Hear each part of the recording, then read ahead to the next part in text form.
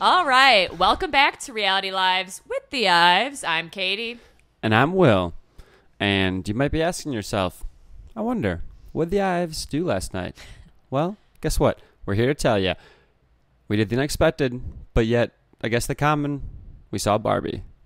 Sure did. Now, was I excited? Honestly, no, not really. But I love my wife. We're trying to take it easy. So I thought, you know what? It's got a good buzz. There's some solid excitement. Why not give it a shot? And, surprised, impressed, enjoy the movie. So, small round of applause. Really enjoyed it. Good stuff. Yes. I would say neither of us were obsessed with the idea of this movie. I actually ordered the tickets on a drunken whim a few weeks ago and thought it would just be a fun, chill Friday night activity.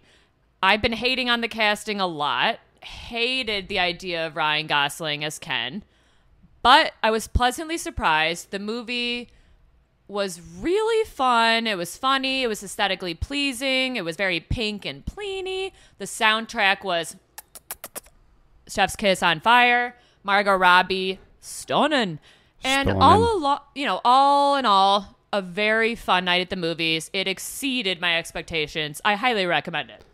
Yeah, it just had a really good message. Definitely. Great perspective on women, on men, their relationships, power dynamics. There's a lot of really good stuff. So I think Greta Gerwig, right? Yes. The director, yeah. She good stuff. did Nice films job. like Little Women, Lady Bird, which we both really liked, I believe. She's a queen.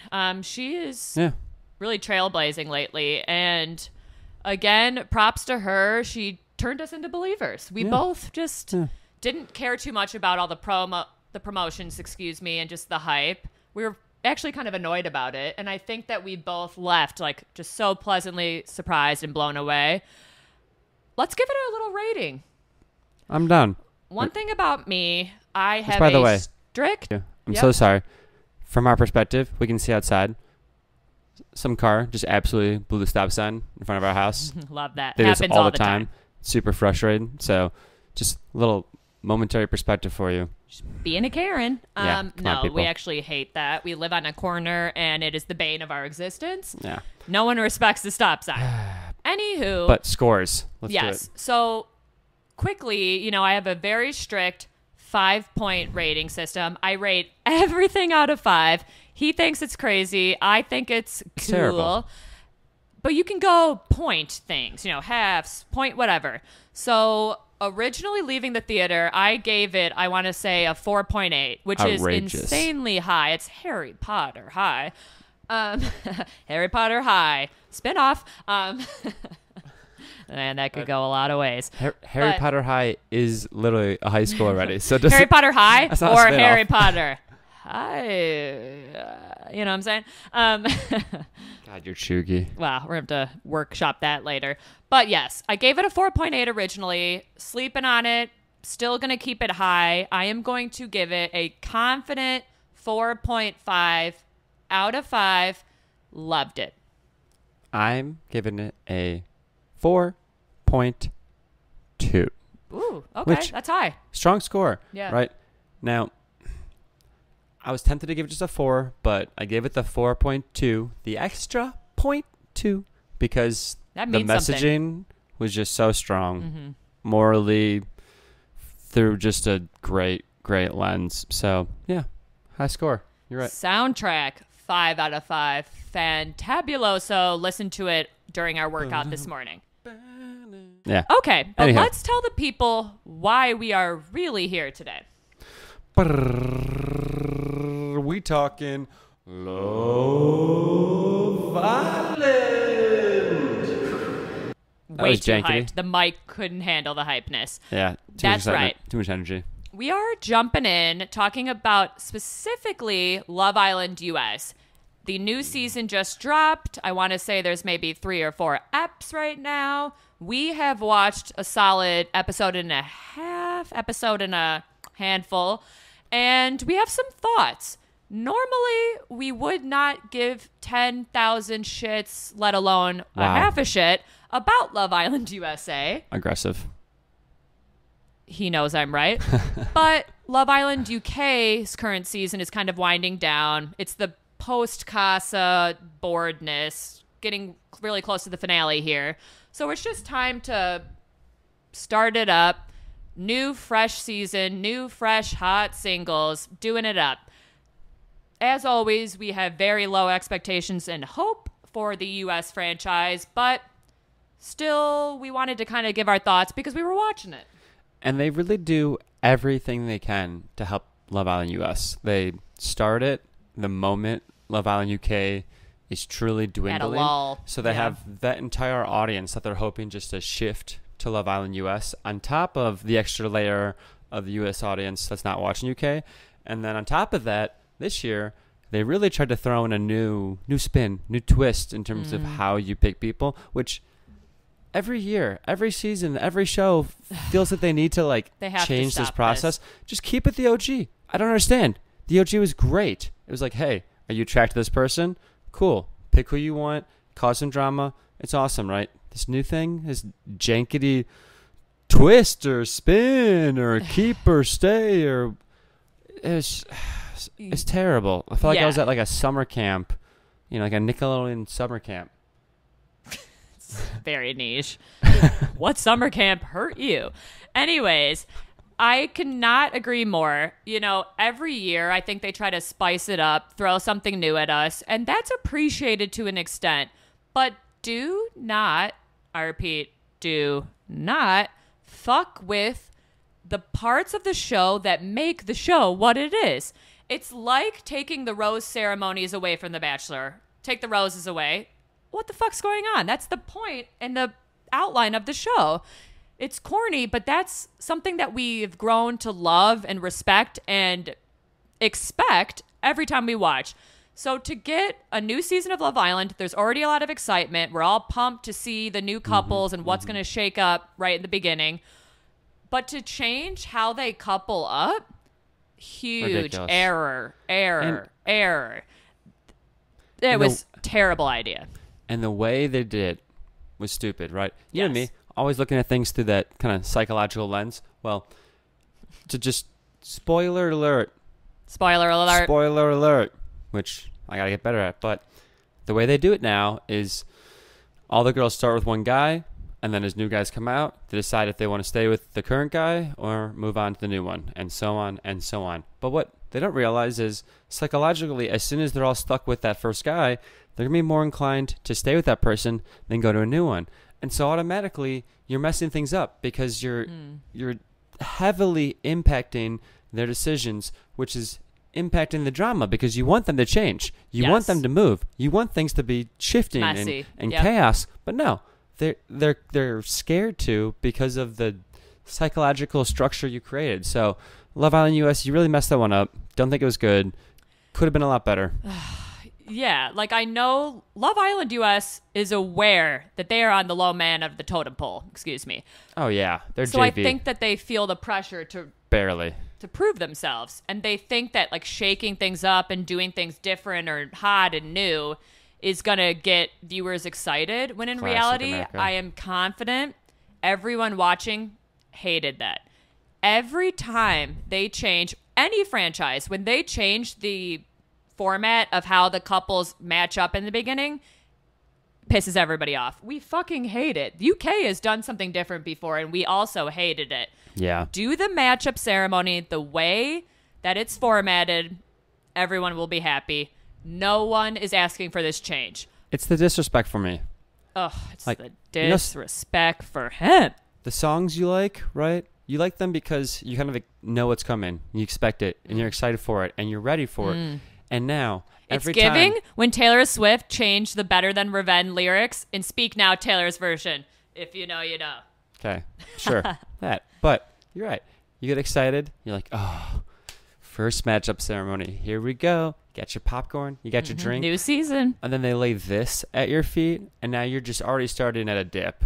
I'm 5 minutes into the show, and I'm disappointed already. Yep. Because I came in with hopes and dreams, and you're already smashing them. So, facts.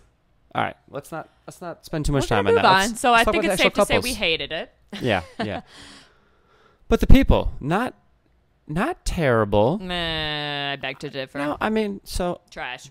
what I will say, they did a good job getting some attractive people for the most Yes. part.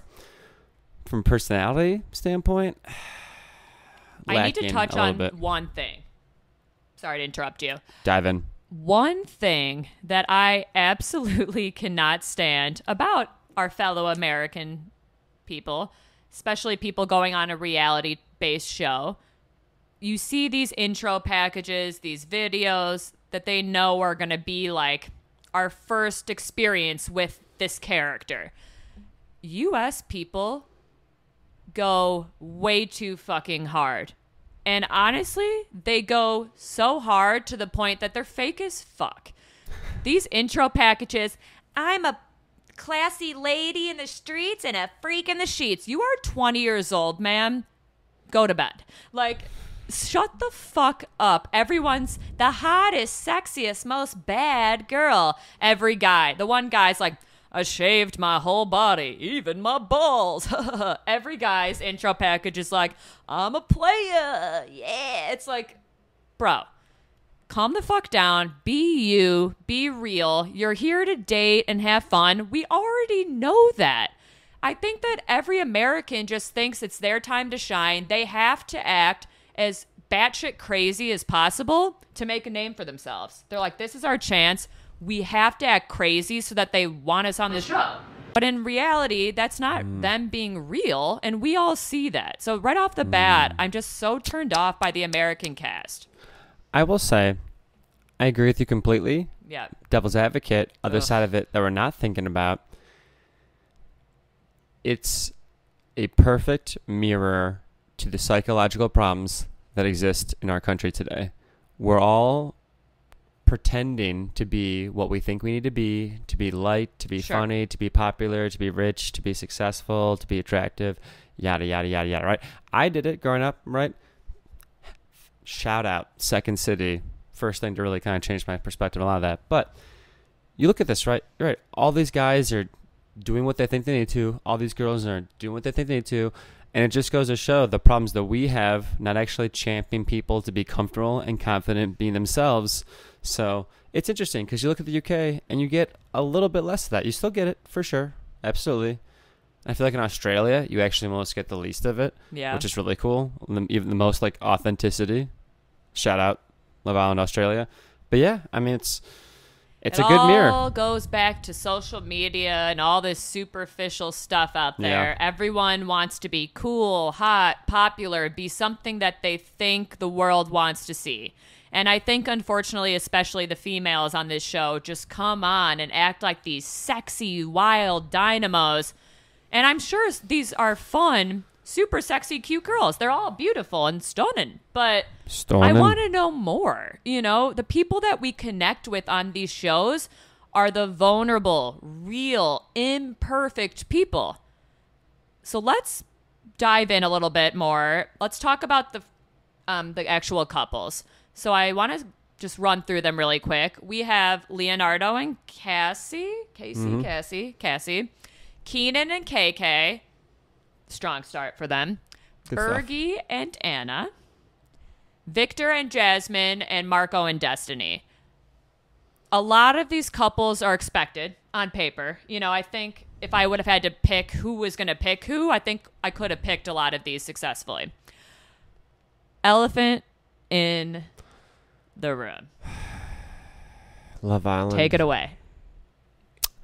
It's really frustrating when Love Island, to try and entertain us, just purposely hurts someone and we have to watch it. So there's 10 people, right? I will say 9 of them are confident, attractive people with clearly experience and success in the Quintessential arena they're playing in. Castmates. Right? Yeah. They know what they're doing. They're not new to this game. But alas, one very sweet, innocent Bergie, who they highlight immediately that his mom died when he was a kid. Oh, I forgot about that. And then he grows up in some small town, and then he's the manager of a South Dairy Dakota? Queen, North Dakota? and he's working on his master's. I want to say, I'm not sure what in, but don't know that. That's they just true. it is. No, it is. That's why he's working good there for right him. now. Yeah. Right. Um, Managing a Dairy Queen. Yeah, just money aside, but Yeah. it's just Hey, no shade. they paint this picture, and then you find out throughout the show. Hashtag kind of spoiler alert, but he's just super inexperienced. He's Yeah. really never had relationships Very or pure. girlfriends or Naive. and it's just he's a rookie playing in a professional league, and it's totally unfair because he's going to get hurt, he's got no chance, he's going to have no interest from anyone, and worst of all, they're not going to bring in an equivalent of him in female form. There's never going to be somebody for him. No one's ever going to be attracted to him or think that they're at his level. Every single girl is going to see him and be like, I've been better, I've done better, like, sorry, So it's just we're watching a train wreck happening, and only the US would they be like, yeah, our consumers, this is what they want. Train wreck day one. Emotionally feeling bad for someone day one. Yep. Let's just pile it on this poor innocent soul. Like, God, what does that say about us? What does that say about how they think about us? Ugh. Damn America. Just want to say justice for Bergie. We are always champions of an underdog, of the goofier, nerdier, quirkier characters on these shows. And typically they bring in a kind of goofy, quirky guy that's a little bit different vibe from the rest. And he usually flourishes and does really well because at the end of the day, as a fellow gal, a lot of us don't want the douchey fuckboy. We want the wholesome, funny, good guy. So they do really well, but like you said, poor, sweet, innocent Bergie just is so inexperienced, so naive to even dating and women his age in general. And it's actually kind of sad to watch because he has no idea that he's an outsider. I actually believe, being from, North or South Dakota, I'm so sorry, don't recall which one, he's in like a bubble over there. Life is very different. I don't think that he sees that he is kind of at a disadvantage here. And that is really sweet. God bless him for that. But they're doing him dirty. And, the whole episode is a spoiler. Moving on from that, everyone knows at this point. First little drama of the season, they do a elimination. It is ridiculous. The cast mates need to all vote themselves on who is the least compatible couple. We know where this is going. It's day one. Like night one. Hasn't even been a full day. Yeah, it's impossible to know who's really compatible outside of are they very seriously attracted to each other and already on top of each other, right? Well, that's the only thing. It's all about looks at the first matchup. And so it's like, how are these idiots supposed to be able to do this day one? And yet here we go, classic US, unnecessary drama just because they think it's not they're even so drama. boring. It's like they need just to mean. It's malicious. Yeah, I don't know. And that's it's just U.S. shows in general just do this shit. It gets so much worse, right? Because they say, all right, Islanders, vote for who's least compatible. And we all know where it's going. Yep. It's extremely obvious, right? Tried to maybe keep us on our toes. I think, one other potential couple was brought up as an idea. Everyone voted for the same couple except for one. But then, once it's obvious that, this couple's getting chosen, they make the couple decide which of the two of them is going home. Not both. Yeah, only one person gets eliminated. One's going. And by God, we all know Bergie, sweet, precious Bergie, truly great of human being Bergie is obviously not going to be like, oh, attractive blonde girl who I know guys are going to like, you go home. He's going to be like, oh, well, I'll see my way out. Yeah, I'm clearly not the highest caliber person, so it's just logical that I go home to my Dairy Queen where I don't have a mom, but it's okay. Like, it's ridiculous, right? Like, this like terrible. So brutal. Oh, wow. It really twists the knife there, babe. Bergie, I love you. Yeah. I think we're just trying to touch on episode 1 here. Don't want to overlap too much into what's coming. I forget exactly how we end episode 1. But it seems very obvious to me that this was a producer play to get him out. They knew what they were doing. They knew what couple would get voted. And then they said, oh, between you two, one of you needs to leave, and you two must decide that right now. They knew Bergie was going to be a P-Jom, precious gem of a man, shout out the toast, and eliminate himself. Like, absolutely, we all would have bet our life on that. Obviously, that was happening. Yeah. why are you giving this man hope, ripping him from his comfort zone, which everyone should experience that, of course, to then bring him here, bash on him, probably knock his confidence a ton, and then send his ass home in a way that was so cruel? I hated it. Again, Bergie's not lasting long regardless, but it was just so unnecessary. I, again, couldn't have hated it more. Yeah, I totally agree. And should we end this episode with another score? Should we score this first episode, the original casting, kind of how we just scored the Barbie movie? What do you think? I'm not opposed. Now, are we scoring it in Episode comparison 1. to just like Fresh shows season in of general? Love Island. Are we scoring it in comparison to Love Island US shows? Like, where's the score coming from? What are we comparing it to? We are acting as if we're Independently? only talking about Love Island. This is Love Island US. It's its own thing. The So- score of this episode should not be influenced by a UK episode. No. All right, Just score fair this enough. first initial episode, the casting, all of it. Before we do The that, vibe. I just want to shout out Victor. I like him. He seems cool. That's all I got. But I like Victor too. And you want to know why? Because he's the only non-American. He's the only one being him fucking self. Yeah, He also is giving like a Jason Momoa vibe. he's like a South American Jason Momoa. He almost. is a man. Yeah, I think he will do well. He also seems really sweet and kind of nerdy and soft, and we love that. So Yeah. All right, so shout out to scores. Victor. I'll go first Go. because I went Out of last for their 5, of score. course. Yeah, out of Kitty's painful 5 scale. 5 on it. I'm gonna go.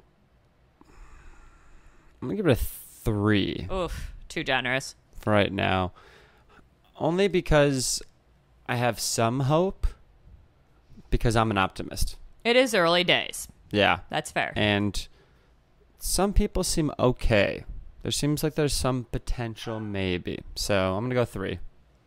I am going to go a little bit lower. I'm going to give it a solid 2 out of 5. That is Okay. generous. I was going to go even lower. But you persuaded me a little bit to give it a fair chance, not judge it too harshly because it is episode 1. We have a long journey to go. But, excuse our dogs, typical Love Island USA fashion, they're dropping the ball early. So we'll see where this goes, but Yeah, we'll justice see. for We'll see. Bergie. I'm sure we'll do some more recaps on it, maybe in a few weeks, some more episodes. But I think we will loosely talk about it here and there and share our thoughts, and let us know if that's something you guys are interested in. Otherwise, hope you guys have an awesome week. Cannot wait to hit you guys with some more content coming soon. And as usual, like, subscribe. If you have any ideas, let us know. appreciate y'all. Hope you all have a great day. Talk soon.